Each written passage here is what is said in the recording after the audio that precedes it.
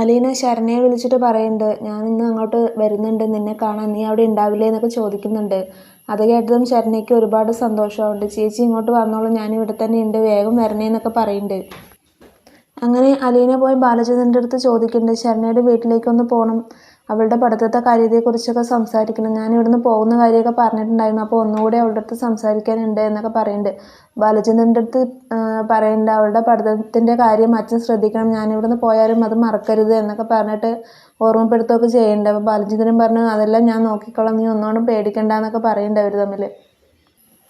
ബബിത കോളേജിലേക്ക് പോകാൻ നിൽക്കുമ്പോൾ ഭക്ഷണം കഴിച്ചിട്ട് പോകാമെന്നൊക്കെ പറഞ്ഞിട്ട് അലീന പറയുന്നുണ്ട്. അങ്ങനെ അവൾ ഭക്ഷണം കഴിക്കാനിരിക്കുമ്പോൾ കൃഷ്ണമോൾ ഓടിക്കൊണ്ട് വരുന്നുണ്ട്. വന്നിട്ട് ചേച്ചി എനിക്ക് കൂടി വാരിത്താ എന്നൊക്കെ പറയണം. എന്നിട്ട് അവൾ വാരിക്കൊടുക്കുകയൊക്കെ ചെയ്യുന്നുണ്ട്. അത് കാണുമ്പോൾ അലീനയ്ക്ക് ഒരുപാട് സന്തോഷമൊക്കെ ആവുന്നുണ്ട്. അപ്പോഴേക്കും രോഹി വരുന്നുണ്ട്. രോഹിയുടെ അടുത്ത് ചോദിക്കുന്നുണ്ട്, ഞാൻ ശരണ്യയുടെ വീട്ടിലേക്ക് പോകുന്നുണ്ട്, നീ വരുന്നുണ്ടോ എന്നൊക്കെ പറഞ്ഞിട്ട് പറയുന്നുണ്ട്.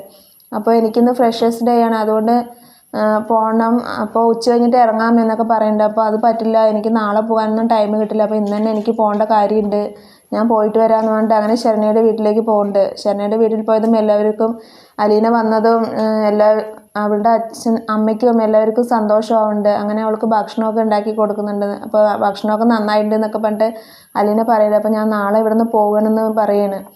അത് കേട്ടതും ശരണ്യയ്ക്ക് ഒരുപാട് വിഷമമുണ്ട്. അവൾ ഭക്ഷണം കഴിക്കാതെ എണീറ്റ് പോകുന്നുണ്ട്. അങ്ങനെ അലീന പോയി പറയുന്നുണ്ട്, നിനക്ക് എപ്പോൾ കാണണമെന്ന് തോന്നുന്നു അപ്പോൾ ഞാനിങ്ങോട്ട് വരാം, അതേക്കുറിച്ചൊന്നും മോള് പേടിക്കണ്ട, നന്നായി പഠിക്കണം, നീ ജയിച്ചാലേ ഞാൻ ജയിച്ച പോലെ ആവുള്ളൂ, നീ തോറ്റു കഴിഞ്ഞാൽ ഞാൻ തോറ്റ പോലെയാണ് എന്നൊക്കെ പറഞ്ഞിട്ട് അവളുടെ അടുത്ത് പറഞ്ഞ് മനസ്സിലാക്കുകയൊക്കെ ചെയ്യുന്നുണ്ട്. ഓർഫനേജിൽ ചിന്നുമോളെ കാണാൻ പോയ കാര്യങ്ങളൊക്കെ ശരണ്യയ്ക്ക് പറഞ്ഞു കൊടുക്കുന്നുണ്ട്.